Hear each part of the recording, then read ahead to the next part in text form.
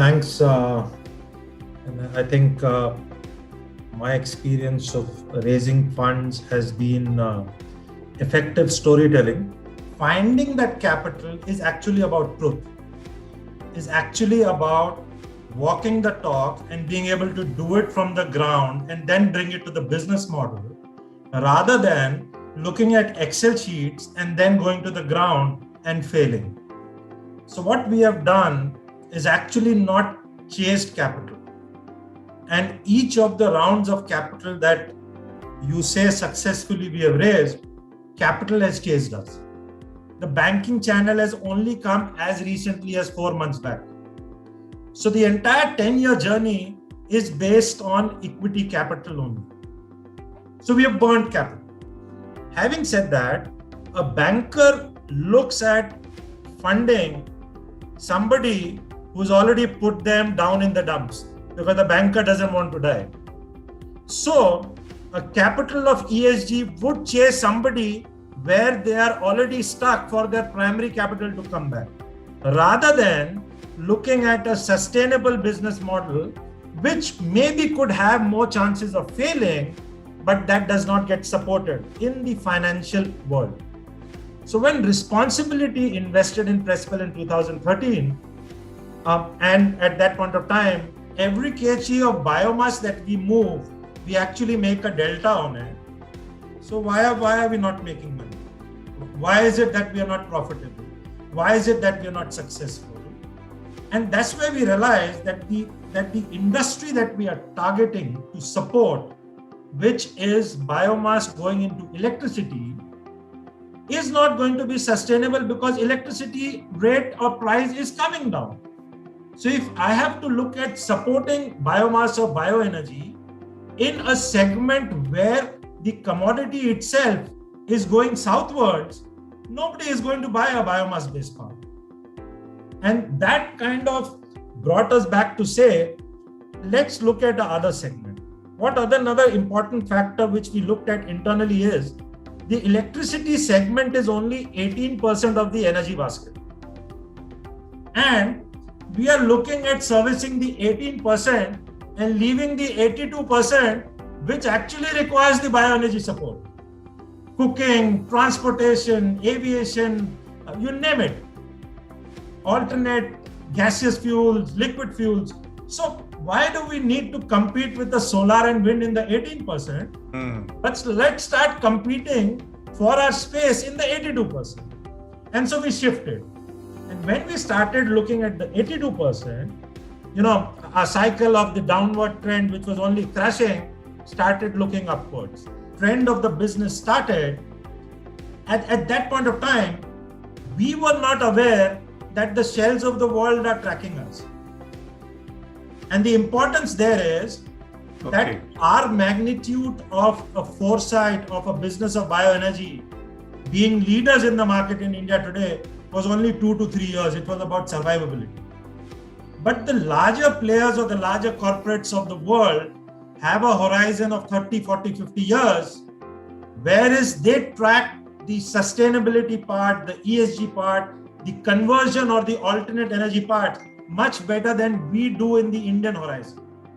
And I think that's where we need a tactical shift in the Indian mindset of starting to do these things in a different manner, to look at a 50, 60 year horizon of our energy rather than a 2-3 year kind of a basket.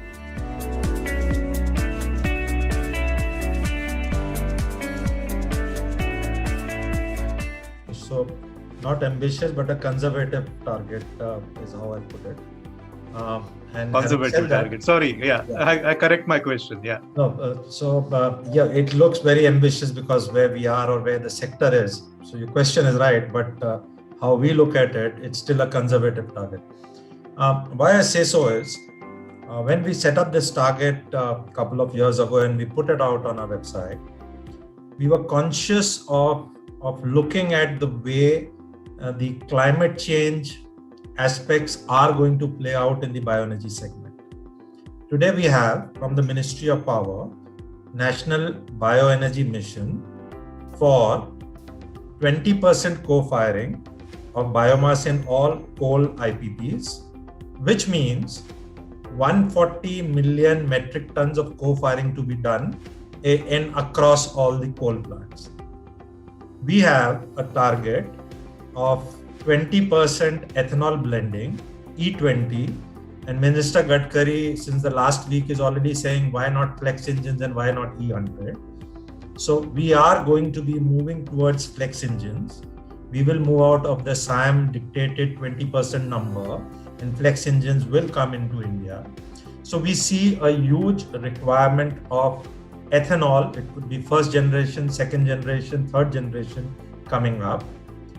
We will also find demand for sustainable aviation fuel, and World Economic Forum a fortnight ago has released the India SAF report, which clearly articulates right from the aircraft manufacturers to all the airports and players talking about it. And we also see a huge shift in the corporate mindset for moving away from the limited quantity of fossil fuels that they have been using in industries for the purpose of heating and cooling, where all of them are shifting to bioenergy. And when we aggregate all this demand, which is already live, so it's not that this demand is going to come, but if I aggregate the current live demand, it is 250 million metric tons to be done over the next couple of years. And what I do in Prespl today, or what we do in Prespl today, is hardly about 2 lakh tons currently. So being the market leader at 2 lakh tons and looking at the existing demand of 250 million metric tons, even if we continue to be the market leaders in this lifetime, the $10 billion number is nothing. So that's where the scope is. So what I see is at least, if not thousands, hundreds of Prespls coming up in the Indian market in the next 5 to 7 years. Yeah. Because there's no rocket science around the business.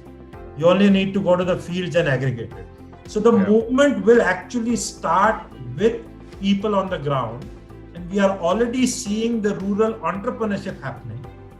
And across forums, across platforms, I see people taking Prespl as the roadmap that if these guys can do it who don't understand business, well, we can also do it, and we can also start from the grounds. And this movement has already started. So Suhasji here is also, I think, is seeing this movement very closely now. So this demand will take it, and that's where I think our targets have been set.